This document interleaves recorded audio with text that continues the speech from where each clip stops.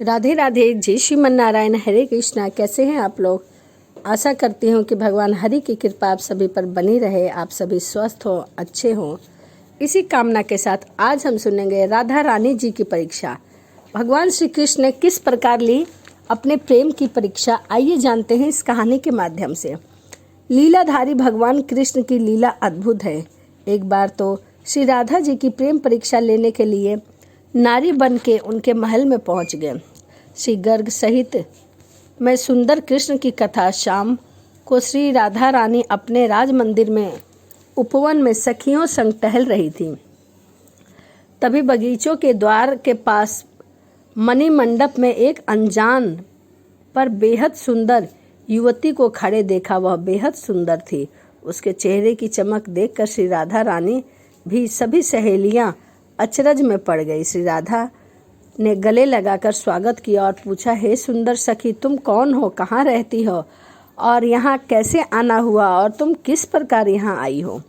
तुम्हारा रूप तो दिव्य है, तुम्हारे शरीर की आकृति मेरे प्रियतम श्री कृष्ण जैसी है। तुम तो मेरे ही यहाँ रह जाओ, मैं तुम्हारा वैसे ही ख्याल रखूंगी जैसे भाभियों का रखा जाता है और हम भाभी और ननद बनकर रहेंगे। यह सुनकर युवती ने कहा, मेरा घर गोकुल के नंद नगर में नंद भवन के उत्तर में थोड़ी ही दूर पर है। मेरा नाम गोप देवी है।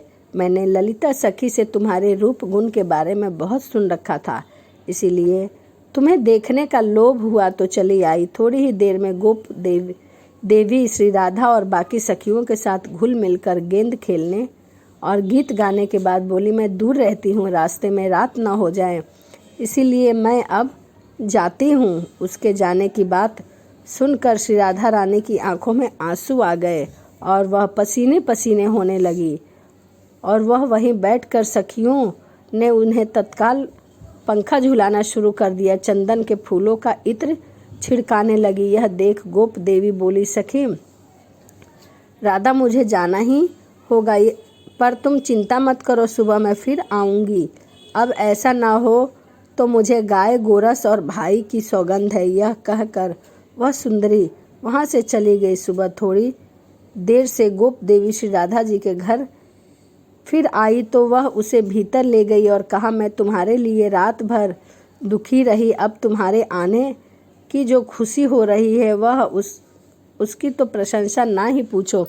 श्री राधा जी की प्रेम भरी बातें सुनने के बावजूद जब गोप देवी ने कोई भी जवाब नहीं दिया और अनबनी सी बनी रही तो श्री राधा रानी ने गोप देवी से पूछा कि आप खामोश क्यों हैं?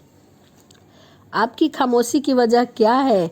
गोप देवी बोली, आज मैं दही बेचने निकली, सकरी सभी गलियां के बीच नंद के श्याम सुंदर ने मुझे रास्ते में रोक लिया और लाज शर्म तक ना रखी। मेरा हाथ पकड़कर बोला, मैं कर लेने वाला हूँ, मुझे कर के तौर पर दही का दान दो। मैंने डपट दिया, चल हट छोरा, अपने आप ही कर लेने वाला बनकर घूमने वाले लंपट, मैं तो कतई तुम्हें कोई कर न दूंगी। उसने लपट कर मेरी मटकी उतारी और फोड़कर दही पीने के बाद मेरी चुनरी उतारकर गोवर्धन की ओर चला गया। इसी से मैं शुभ हूँ। श्री राधा रानी इस बात पर हंसने लगी। गोप देवी बोली, सखी यह हंसने की बात नहीं है। वह काला कलूटा ग्वाला न धनवान न वीर न आचरण भी अच्छे नहीं है। मुझे तो वह निर्मोही भी लगता है। सखी, ऐसे लड़के से तुम कैसे प्रेम कर बैठी हो? मेरी मानो तो उसे दिल से निकाल दो, उसे छोड़ दो। श्री राधा जी बोली, तुम्हारा नाम गोप देवी किसने रखा? वह ग्वाला है, इसीलिए सबसे पवित्र है। सारा दिन पवित्र पशु गाय की चरणों की धूल से नहाता है, तुम उसे निर्धन ग्वाला कहती हो? जिसको पाने के लिए माता लक्ष्मी तरसती है, ब्रह्मा शिवजी भी श्री कृष्ण की पूजा करते हैं, उनको काला कलूटा कह रही हो? उन्हें निर्बल बताती हो? जिसने बकासुर, कालिया नाग, यमलार्जुन, पूतना जैसे को चुटकी में वध कर डाला, जो अपने भक्तों के पीछे पीछे इसलिए घूमता है कि उनकी चरणों की धूल मिल जाए, उसे निर्दयी कहती हो? गोप देवी बोली, राधे, तुम्हारा अनुभव अलग है और मेरा अलग है। किसी अकेली युवती का हाथ पकड़कर जबरन दही छीनकर पी लेना क्या सज्जनों के गुण का है। श्री राधा जी ने कहा, इतनी सुंदर होकर भी उनके प्रेम को नहीं समझ सकी। तू तो बड़ी अभागन है, तेरे जैसी सौभाग्य किसी को ना मिला, पर तूने उसको गलत समझ लिया। गोप देवी बोली, अच्छा तो मैं अपना सौभाग्य समझ के क्या सम्मान भंग कराती।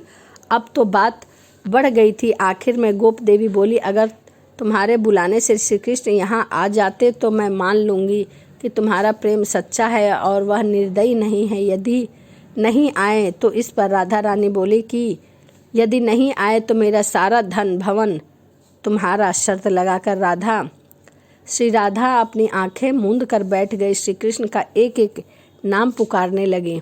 जैसे जैसे श्री राधा का ध्यान और दिल से जाने वाली पुकार बढ़ रही थी, सामने बैठी गोप देवी का शरीर कांपता जा रहा था। श्री राधा के चेहरे पर अब आंसुओं की छड़ी दिखाई देने लगी थी। माया की सहायता से गोप देवी का रूप लिए भगवान श्री कृष्ण समझ गए कि प्रेम की ताकत के आगे अब यह माया नहीं चलने वाली है। मेरा यह रूप छूटने वाला है। वह रूप बदलकर श्री राधे राधे